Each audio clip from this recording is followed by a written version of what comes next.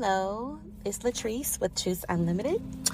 Today we are going to talk about friendships, childhood battles, right? God knows we all have experienced those friendship childhood battles, right? So let's start with me. I can tell my story, right? This is Truth Unlimited, right? So here we go. All right, so I remember, I think I was in elementary school. I became very good friends with a certain individual. We were best friends, for 3 years, right? And she was just amazing. We got along very well and things like that. As we entered into middle school, mind you, we were getting older. Our personalities were changing. We were trying to figure out who we were. So we befriended this one individual who actually became a mutual friend of both of ours. So all three of us started being really close, and we would go to lunch together. We would go out inside and play together. We would study together. We would walk the hallways together. We were always together until one day my best friend got a little more closer to our mutual friend, which kind of made me feel some type of way. Initially, I was like, oh, okay, I'm glad that they're clicking. I'm glad that they're connecting. But as a child, you're like, oh my gosh, why are you hanging out with her more than me? You're my best friend. Those are the things that were going through my head as a child, right?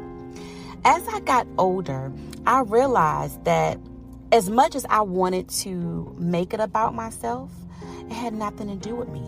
And I think that's what we fail a lot in life as individuals.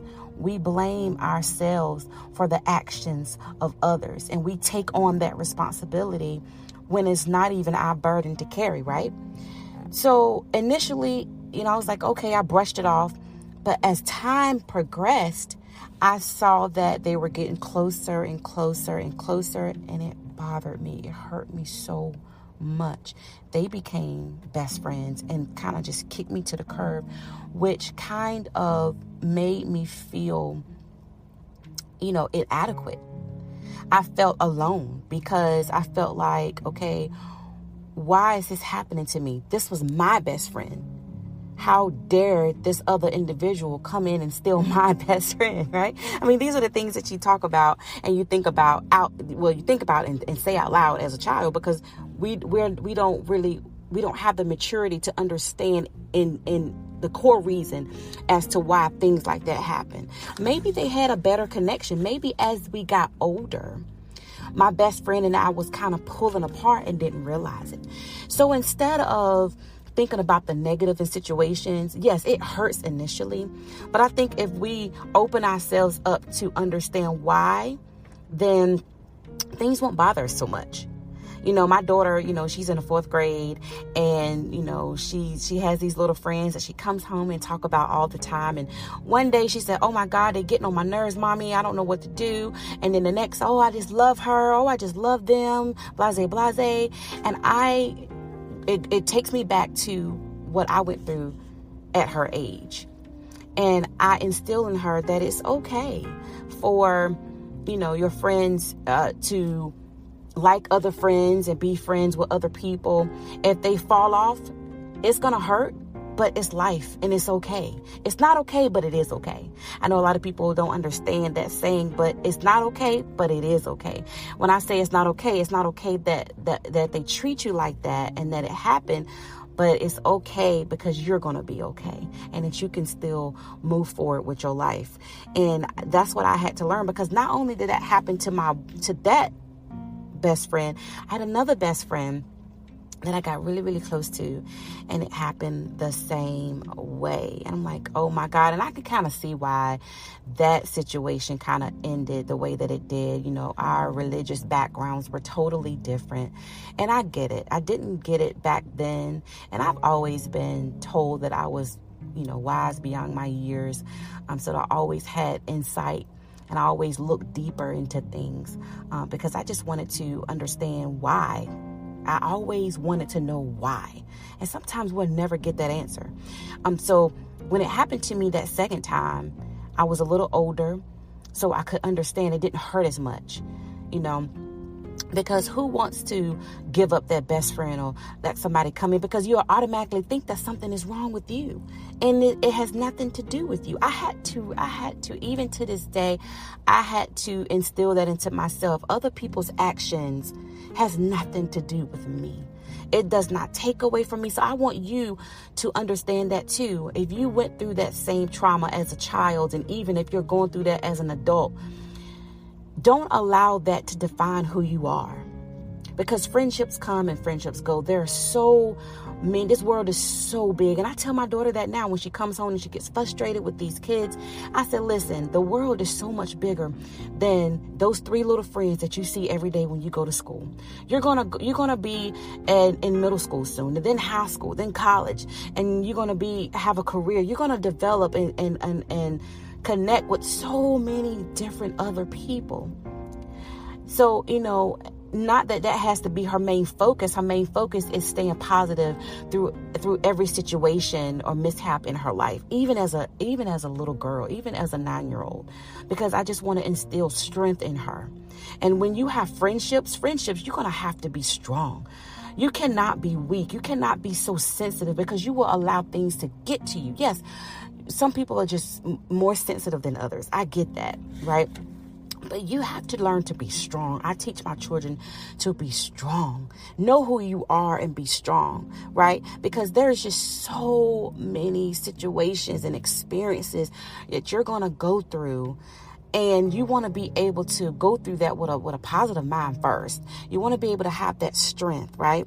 So I call it my daughter shenanigans, because she comes home every day almost and tells me about, well, this person did this and this person did that. And like I said, I teach her to be positive, because it's very, very important. And especially as a teenager, as a growing preteen, you have to make sure that you instill those positive attributes into your children, so that it can carry them into their adult life.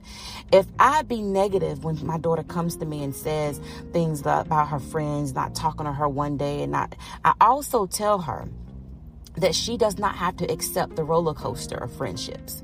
Meaning, okay, if you're going to be my friend, you're going to be my friend. If you're not going to be my friend, then you're not going to be my friend. And it's okay.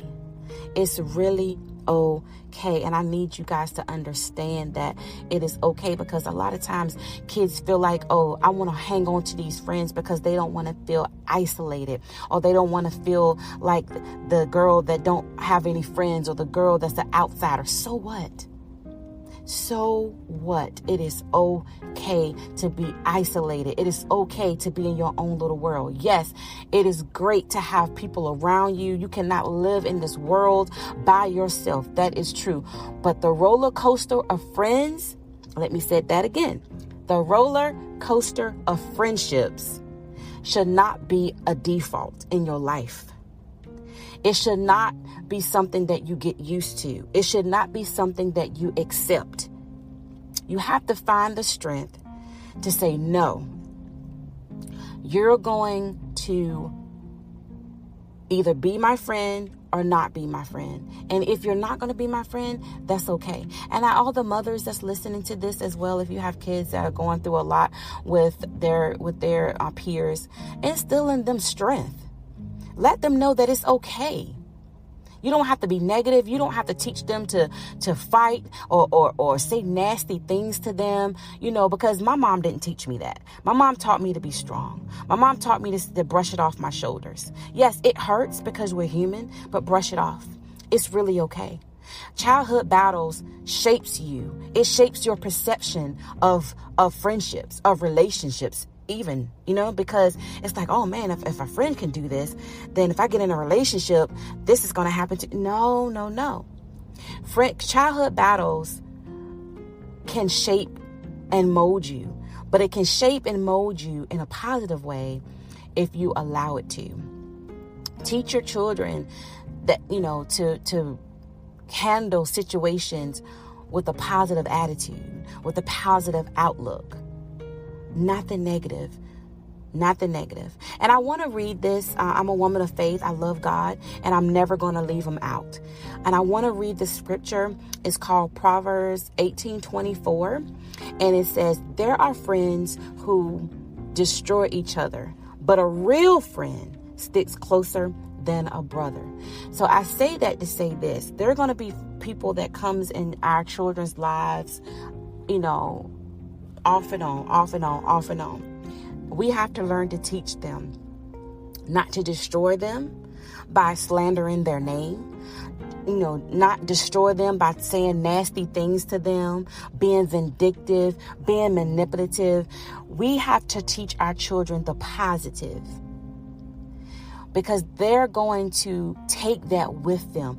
How they treat their friendships at an early age, how I was able to handle my friendships at an early age has molded me in my friendships today as a grown woman. So again, meditate on Proverbs 18:24 that says, there are friends who destroy each other, but a real friend sticks closer than a brother. So yes, friendships are vital. It's imperative to have those friendships. But let's teach our children to handle things with positivity and with care. Until the next time, bye-bye.